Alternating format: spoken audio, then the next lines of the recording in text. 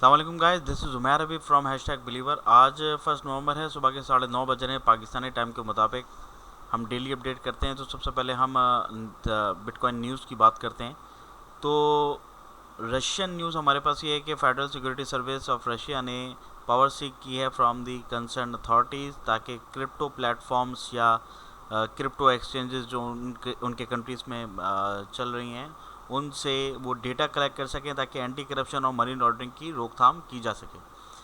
जैसा कि हम लोग जानते हैं, रशिया क्रिप्टो दुनिया में बहुत एक वास्ट मेजॉरिटी रखता है और काफ़ी वॉल्यूम है रशियन क्रिप्टो मार्केट के अंदर, रशियन इन्वेस्टर्स का। तो इस न्यूज़ से माइट भी पॉसिबल कि थोड़ी बहुत हमें पैनिक सेलिंग देखने को मिल सकती है। वो मैं आगे जाके आपको बताऊंगा कि वो पैनिक सेलिंग हमें कहाँ नज़र आ रही है। सेकंड न्यूज़ हमारे पास एप्पल की है। एप्पल को फाउंडर स्टीव्स की है, जिन्होंने एक स्टेटमेंट अपना जारी किया है। चूँकि बिटकॉइन एक मैथमेटिकली प्योरिटी रखता है, जिसकी वजह से गवर्नमेंट कभी भी उसको अलाउ नहीं करेगी कि वो उनके कंट्रोल से बाहर आ जाए। उनका ये स्टेटमेंट जो मैं आपको पढ़ के सुनाऊँ तो वो शायद आपको ज़्यादा आसानी हो समझने के लिए। If it got to the point where everything is being done in crypto and then passed through governments for observation and taxation and all that, governments would just disallow it.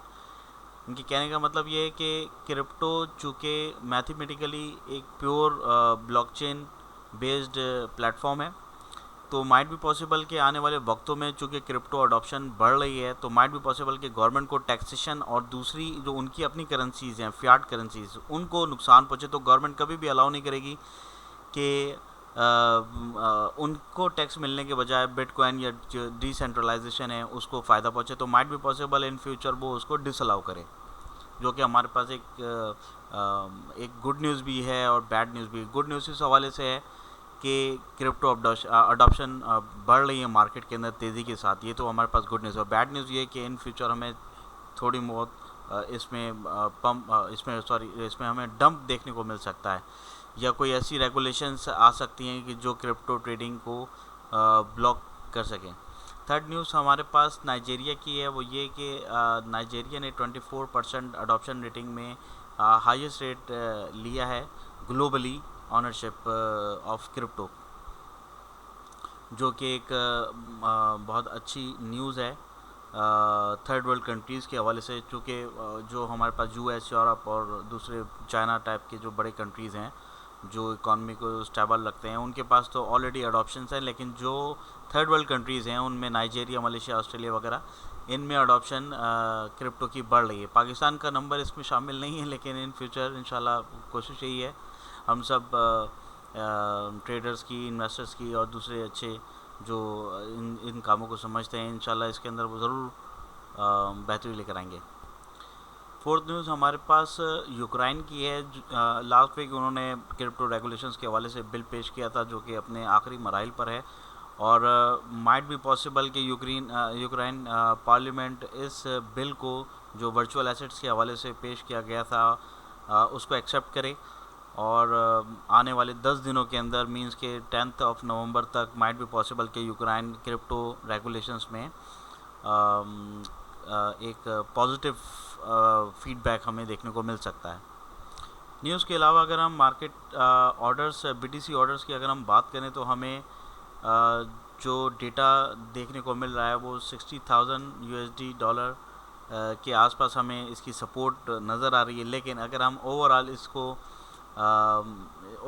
अगर हम इसके ऑर्डर्स को देखें, तो हमें asking price 55,000 से लेकर जो हमें जो डेटा मिल रहा है वो 68,500 तक है। लेकिन चूँकि ऑर्डर्स 55,000 माइट भी पॉसिबल के इतना बड़ा डम देखने को नहीं मिल सकता हमें। लेकिन फिर भी जो डेटा हमें बिटफिनिक्स के अलावा GDAX पे अगर हमें देखने को मिल रहा है, वो approx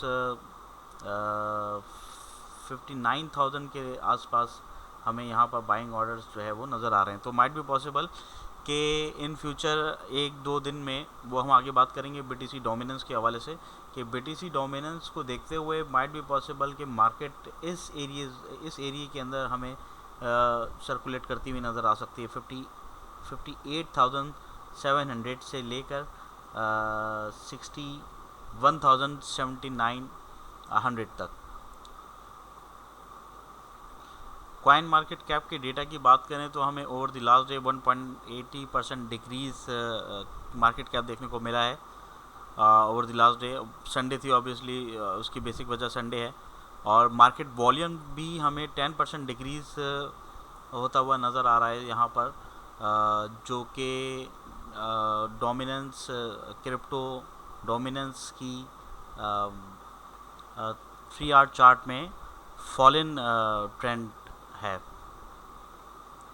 crypto fear and greed index की बात करें तो वो 74% है। यस्टरडे इतवार का दिन था, संडे, उस दिन भी 74% इसकी ग्रीड थी। इस ग्रिड से हमें ये डेटा जो हम अब अभी डिस्कस कर चुके हैं और आगे हम डिस्कस करेंगे डोमिनेंस और बीटीसी आल्टकॉइन की डोमिनेंस के हवाले से, तो उसमें ये बहुत इंपॉर्टेंट पॉइंट है कि जब भी फेयर एंड ग्रीड इंडेक्स में ग्रीड बढ़ती है तो मार्केट में हमें करेक्शन या डंप देखने को मिल सकता है। बीटीसी डोमिनेंस की बात करें तो हमें ऑब्वियसली वो डाउन ट्रेंड में नज़र आ रहा है। कल भी हमने देखा था उसको, वो उसको हमने डाउन ट्रेंड में हमें नज़र आ रहा था, तो आज भी वो डाउन ट्रेंड में नज़र आ रहा है। लेकिन ये मार्केट अपडेट हमें ऑब्वियसली इवनिंग में हमें पता चलेगा, शाम 6 बजे जब न्यूयॉर्क बॉयज़ सामने आएंगे मार्केट में, तो हो सकता है, माइट भी पॉसिबल कि वो इस ट्रेंड को चेंज कर दें। लेकिन फ़िलहाल जो 3 आवर चार्ट में हमें नज़र आ रहा है वो बीटीसी डोमिनेंस डाउन ट्रेंड में नज़र आ रही है, जो कि हमने पहले डिस्कस किया था कि बिटकॉइन ऑर्डर बुक के अगर हम देखें तो 58,700 पे हमें बाइंग ऑर्डर नज़र आ रहे हैं, जो मोस्ट ऑफ दी एक्सचेंजेस पर बुक किए गए हैं। और आल्टकॉइन की बात करें तो अदर्स डोमिनेंस में आल्टकॉइन आता है। आल्टकॉइन की अगर हम बात करें तो 15 मिनट का चार्ट मैं यहाँ पर शो कर रहा हूँ। उसकी एक बेसिक वजह यह है कि आपको 2-3 रेड और ग्रीन कैंडल्स आपको दिखानी है।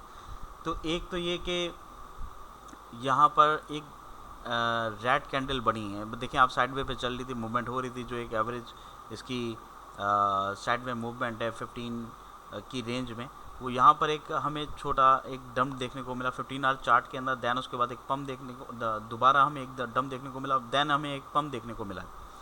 ये यकीनन स्टॉक RSI की जो डोमिनेंस है उसकी वजह से ये हमें एक पम्प देखने को मिल सकता था जो हमने देखा। आगे चल के भी अब वही जो पुराना साइड वे मूवमेंट थी, वही पुरानी साइड वे मूवमेंट्स अभी भी चल रही है। लेकिन स्टॉक RSI इसकी चूँकि 17% है, तो माइट भी पॉसिबल कि ये डोमिनेंस में हमें इजाफा देखने को मिले, जो अपनी जो रेजिस्टेंस है 15.75 या उससे थोड़ा सा बिलो यहाँ टच करते हुए मिले, तो डोमिनेंस माइट भी पॉसिबल कि हमें अप ट्रेंड में कुछ टाइम तक के लिए मिल सकती है। हम देख सकते हैं कि रेजिस्टेंस इसकी माइट भी पॉसिबल 15.70 को टच करें। बीटीसी डोमिनेंस की बीटीसी USDT की हम बात करें तो जैसा कि हमने बिटकॉइन ऑर्डर में देखा और न्यूज़ में हमें जो देखने को मिल रहा है उसके हवाले से सिंपल इज़ दैट के वही 58,700 अप्रॉक्स इसकी सपोर्ट है, नेक्स्ट सपोर्ट, और इसकी रेजिस्टेंस हमें 60,000 टू 61,000 तक हमें 61,000 टू 62,000 तक हमें इसकी सपोर्ट रेजिस्टेंस हमें देखने को मिल सकती है। तो मार्केट को अगर हम रैप अप करें तो हम इस नतीजे पर पहुँचे कि BTC माइट भी पॉसिबल इन 3 आवर चार्ट हमें डाउन ट्रेंड में नज़र आ सकता है, और आल्टकॉइन भी हमें डाउन ट्रेंड में नज़र आ सकते हैं। लेकिन ये बाइंग अपॉर्चुनिटी है, एक बाइंग जोन है। हमेशा हमने अच्छे इन्वेस्टर्स को बाइंग जोन में ही ख़रीदारी करते हुए देखा है। मार्केट अगर ग्रीन सिग्नल आपको देती है तो ऑब्वियसली उसने करेक्शन करनी है, उसने रेड सिग्नल्स देने हैं। लेकिन रेड सिग्नल्स देने का मतलब यही होता है कि यहाँ पर हमें बाइंग अपॉर्चुनिटी मिल सकती है। तो आल्टकॉइन के अंदर जो एंट्रीज लेना चाहते हैं वो एवरेज बाइंग करें, फुल अपने फंड्स को यूटिलाइज ना करें। वो 20% 30% जितना भी उनका फ़ंड है उस मार्जिन के हिसाब से वो एवरेज बाइंग करते रहें। तो इसी समरी से हम आज की इस डेली अपडेट को रैप अप करते हैं। नेक्स्ट सीज़न या अपडेट पर हम दोबारा मिलेंगे इंशाल्लाह। तब तक के लिए अल्लाह हाफ़िज़ and good luck for your trades. Thanks.